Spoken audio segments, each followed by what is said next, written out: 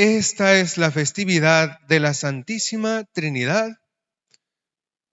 Este es el misterio de los misterios, el llamado misterio por antonomasia, misterio que ni la inteligencia más aguda y levantada de la antigüedad cristiana pudo comprender, por la sencilla razón de que nadie puede comprender a Dios si nos sujetamos al sentido literal o a la acepción nominal de la palabra comprender, es encerrar dentro de sus límites. ¿Y quién puede comprender a Dios? Al que es ilimitado, infinito, nadie. Nadie puede comprender a Dios y lo que Dios es. San Agustín, en su tratado de Trinitates sobre la Santísima Trinidad, dijo y escribió que pocos serían los que le podrían seguir en la explicación que haría hasta donde la razón humana, ayudada de la filosofía, podía explicar este gran misterio. En esta ocasión veremos qué es este misterio de la Santísima Trinidad, una verdad revelada, que es necesario conocerla y que también es un modelo de nuestros deberes. Pero antes de comenzar, ¿qué es la Santísima Trinidad?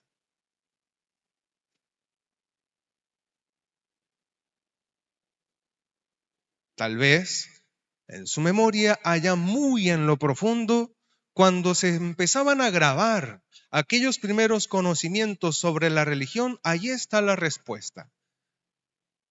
Algunos tal vez tendrán que rascar demasiado para acordarse qué es la Santísima Trinidad.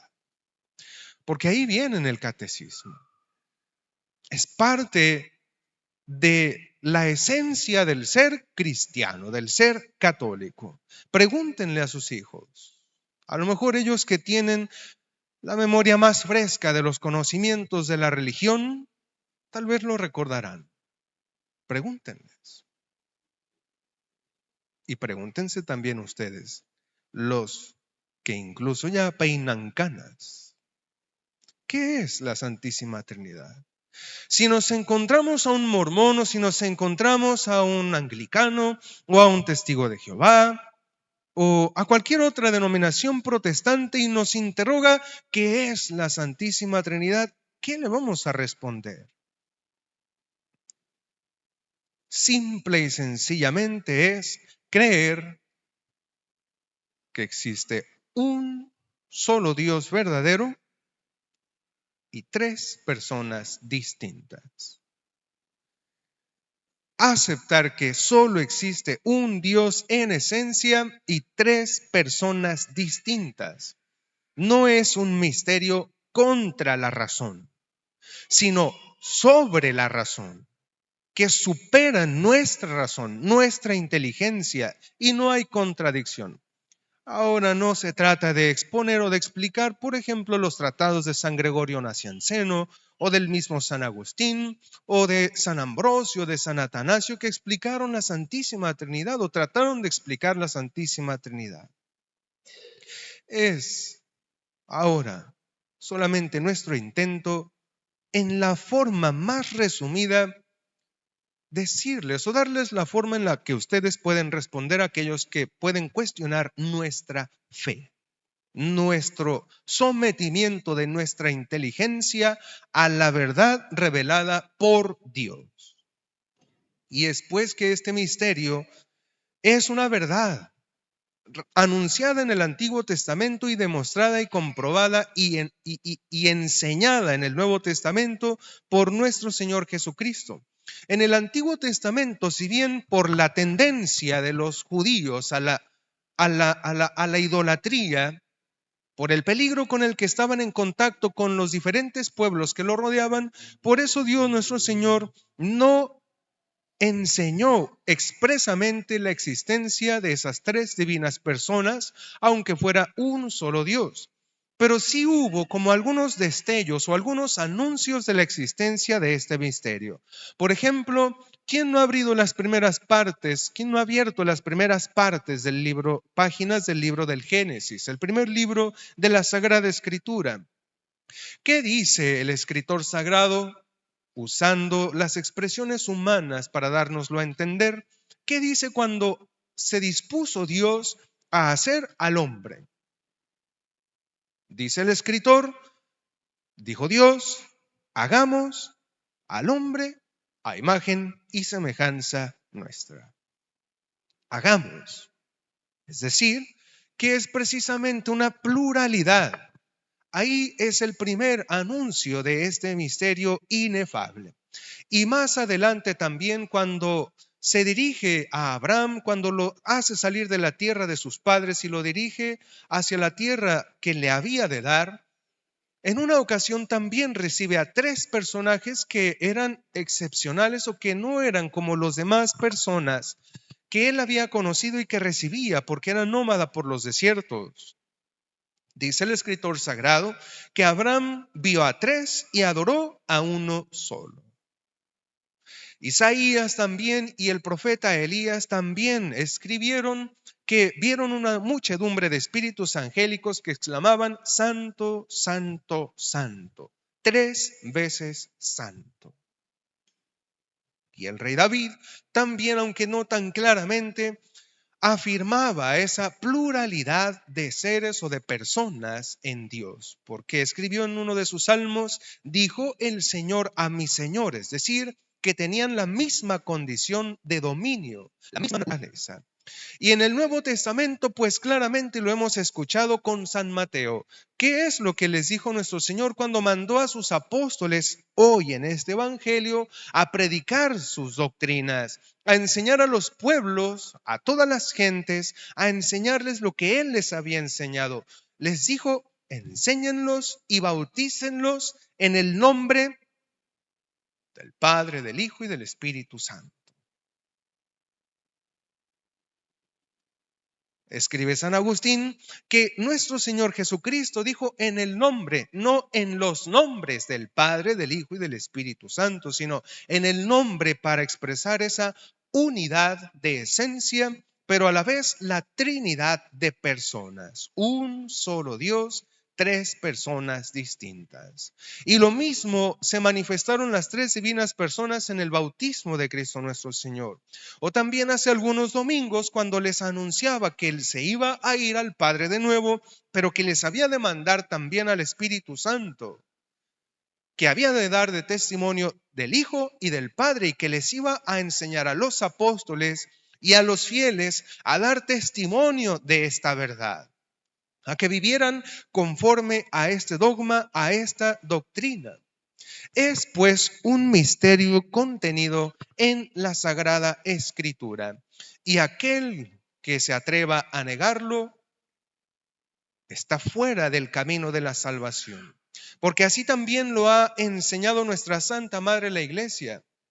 El magisterio vivo de la Iglesia lo ha enseñado y es precisamente el motivo de afirmar la existencia de la Santísima Trinidad, por el cual se reunió en el año 325 de todos los obispos del mundo, se reunieron en la ciudad de Nicea para condenar a aquel hombre y sus seguidores que negaban la divinidad de Cristo nuestro Señor. Es decir, negaban que eran un solo Dios, pero que eran 3 personas. Arrio negaba la divinidad de Cristo, haciéndolo inferior al Padre.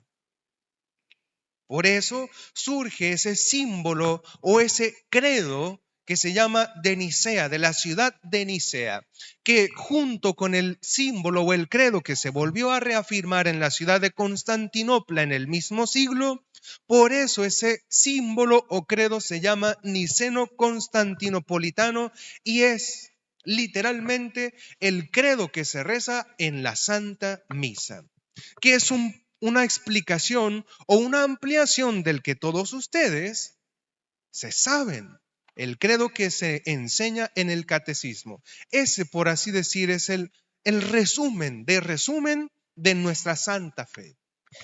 Y el credo que decimos en la Santa Misa es simplemente una ampliación una aclaración más para profesar nuestra fe en los misterios de nuestra religión.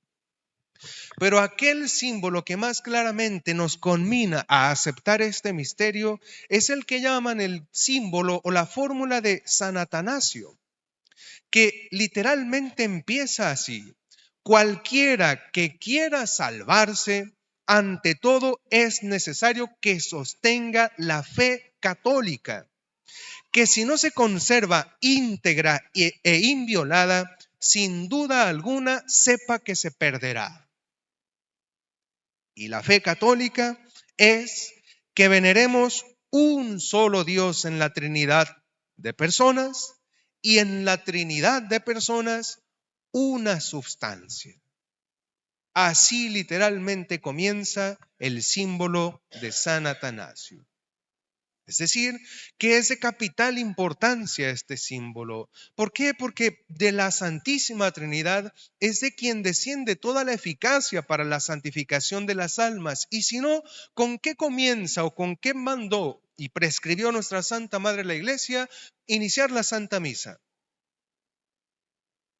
¿Han reparado en ese detalle? ¿Cómo comienza? Aunque lo dice en latín, tiene su traducción en español o en cualquier otro idioma. ¿Cómo comienza? In nomine Patris et Filii et Spiritus Sancti. En el nombre del Padre y del Hijo y del Espíritu Santo vamos a dar inicio a esta renovación del sacrificio de Cristo, de la segunda persona encarnada, hecho hombre para la salvación del género humano. ¿Y qué dice el sacerdote cuando levanta su mano para absolvernos de nuestros pecados? En persona de Cristo dice: ego te absolvo in nomine Patris et Filii et Spiritus Sancti. O a sus hijos, cuando recién nacidos los traen a la pila bautismal, ¿cómo les derrama el agua el sacerdote? Lo han escuchado. ¿En el nombre de quién? ¿Qué nombre invocan para que sea convertido, sea hecho hijo de Dios? Ego te baptizo in nomine Patris et Filii et Spiritus Sancti. Y lo mismo en la confirmación: confirmo te in nomine Patris, o en la unción de los enfermos: peristam sanctam uncionem in nomine Patris et Filii Spiritus Sancti, o cuando se le imponen las dos manos episcopales a los aspirantes al sacerdocio, ese santo nombre, esa invocación de la Santísima Trinidad es la que se hace para que aquel hombre quede excluido de entre, por así decirlo, quede marcado con una marca especial entre el pueblo cristiano y se dedique exclusivamente al servicio de los altares y a la salvación de las almas, a la prolongación del misterio de la redención de Cristo entre los hombres. Es pues este misterio de tanta importancia y tan usado por nuestra Santa Madre la Iglesia que no se puede negar, y que quien no lo conozca o quien lo haya olvidado no se puede salvar. Sin este misterio, sin el conocimiento de esta verdad, no se puede salvar nadie. De ahí pues que nuestra Santa Madre la Iglesia por eso haya tenido esa amorosa solicitud por enviar hombres o mujeres, pero ordinariamente hombres misioneros por todas las partes del mundo, para que enseñaran a los fieles o a los seres humanos a hacerse fieles en este misterio de la Santísima Trinidad, del Padre, del Hijo y del Espíritu Santo, para salvarlos. Y es, como decimos, una de las verdades necesarias con necesidad de medio. ¿De medio para qué? Para salvarse. Por eso, pues, es tan importante que el católico invoque a la Santísima Trinidad, que crea este misterio, que lo conozca, a lo menos en su más rudimentaria explicación, y que se encomiende a la Santísima Trinidad, sobre todo y en la forma más fácil, que es haciendo la señal de la Santa Cruz. Pero lo que más nos importa es precisamente reparar en que la Santísima Trinidad es modelo de nuestros deberes. Son tres los principales deberes, son tres clases de deberes los que nos obligan a nosotros, a cada uno de nosotros. Deberes para con Dios, deberes para con nuestros prójimos y deberes para con nosotros mismos. Es decir, con relación a Dios nuestro Señor, ahí tenemos la intimación, no es opcional, no es una opción, es una prescripción de Cristo nuestro Señor, no de San Pedro, no de San Pablo, no de San Lino, no de cualquier otro sucesor de San Pedro, no de los obispos, no de la iglesia, no de tal o cual maestro de teología, es un mandato de Cristo nuestro Señor. Sed perfectos, como vuestro Padre Celestial es perfecto. Ahí está nuestro primer deber para con Dios, es decir, que debemos dar a nuestros pensamientos, a nuestros deseos, a nuestros afectos, el mismo objeto de la Santísima Trinidad, es decir, la santidad. ¿Será el pensamiento de Dios nuestro Señor nuestro modelo? Es decir, pensamos a la forma de pensar de Dios, o ya por el mismo trato y contaminación con el mundo, o por esa misma inmortificación de nuestra carne, hemos cambiado nuestra forma de pensar a una forma pagana, incrédula tal vez, o indiferente. Porque entre sus hijos o entre sus nietos, a las nuevas generaciones, ¿cuántas veces no hemos escuchado que precisamente tenemos que criarlos en la castidad o en la pureza? ¿Y cuántos de ustedes no han traicionado su conciencia o desoído los preceptos de nuestra Santa Madre la Iglesia y les hemos dado rienda suelta para que conozcan y experimenten y vayan por el mundo sin ningún freno, sin ninguna restricción, diciendo que es lo normal, que es lo natural? Y después tienen que lamentar vergüenzas y desgracias y deshonras. O en temas matrimoniales. Prácticamente muchos de nosotros hemos hecho nuestro propio libro de moral, nuestro propio manual. Y hemos hecho un tratado, por así decirlo, de lo que es lícito, de lo que no es lícito en el santo sacramento del matrimonio. Y lo hemos deshonrado. O también cuando se nos previno contra los peligros que acechaban a nuestra integridad corporal o a nuestra y cuanti más a nuestra integridad espiritual, haciéndonos o advirtiéndonos de contra aquellos enemigos que se han instalado en todos los puestos de nivel de salud o de política o de economía, que son los enemigos de Cristo nuestro Señor, que a muchos de ustedes no se les oculta quienes rigen el mundo, quienes rigen o quienes gobiernan las vidas en cuanto al aspecto material, en cuanto al aspecto corporal. Y hemos aceptado poner en peligro o el riesgo de poner en peligro nuestra salud corporal a costa de nuestra salud espiritual. No hemos querido mantener esa unidad de criterio. Y eso que se adujeron autoridades, tanto del orden técnico como del orden moral.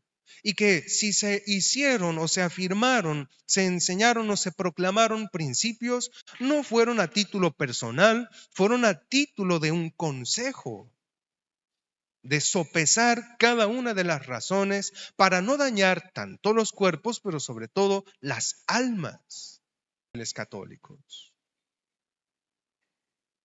O si descendemos a más particularidades, ¿Cuántos también no han tomado tal vez ya la decisión de apoyar a los enemigos de Dios y de la iglesia? Y no solamente de Dios y de la iglesia, sino también enemigos del orden natural. Al final de cuentas es el orden puesto por Dios. Y han dejado que el pensamiento, las ideologías abortistas o libertinas permeen o reinen en sus inteligencias y en sus corazones.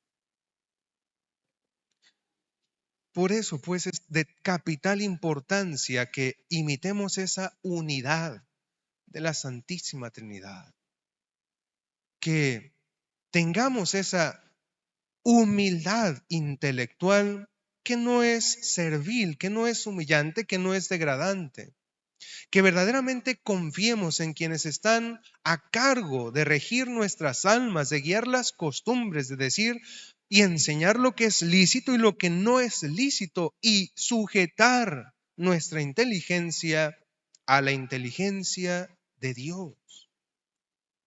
Que precisamente todos ellos están dedicados a eso. Y tienen esa misión ante Dios que dio nuestro Señor a los constituidos en autoridad, es a quienes les va a cuestionar por el daño de los inferiores o de los súbditos. Por eso decía San Pablo a los fieles de su tiempo: estad sujetos, sed sumisos a las autoridades competentes, sobre todo en materia de fe y moral y costumbres.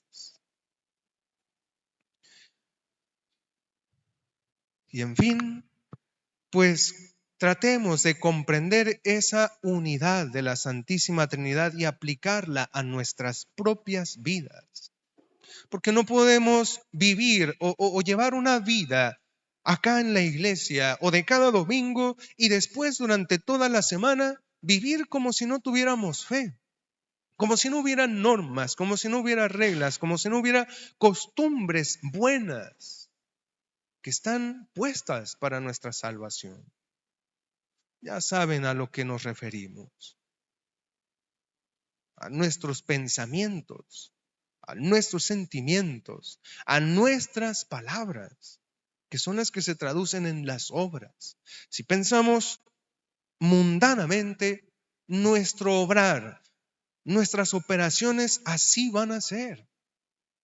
Y como dice San Pablo, quienes obran conforme al mundo, conforme a la carne, sencillamente no poseerán el reino de los cielos.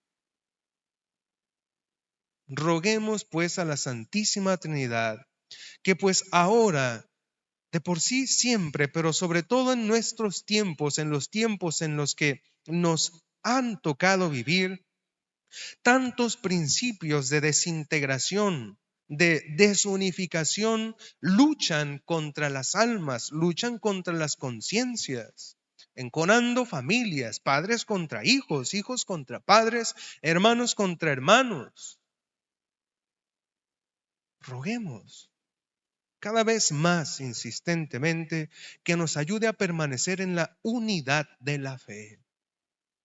Porque fe es lo que precisamente exige San Juan Evangelista cuando habla de los acontecimientos que habían de suceder en los últimos tiempos. Fe es lo que anuncia San Juan Evangelista o pide a los que les tocarán vivir en aquellos días. Y la fe exige unidad de criterio y de operación.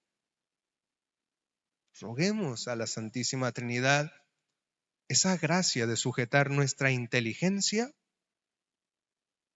a las prescripciones de la fe, de la razón y de la moral, para que así podamos encontrar la salvación eterna prometida por el mismo Cristo nuestro Señor, cuando mandó a sus discípulos a predicar por todo el mundo en el nombre del Padre y del Hijo y del Espíritu Santo. Padre, del Hijo y del Espíritu Santo. Amén. Nos ponemos de pie para continuar con esta Santa Misa.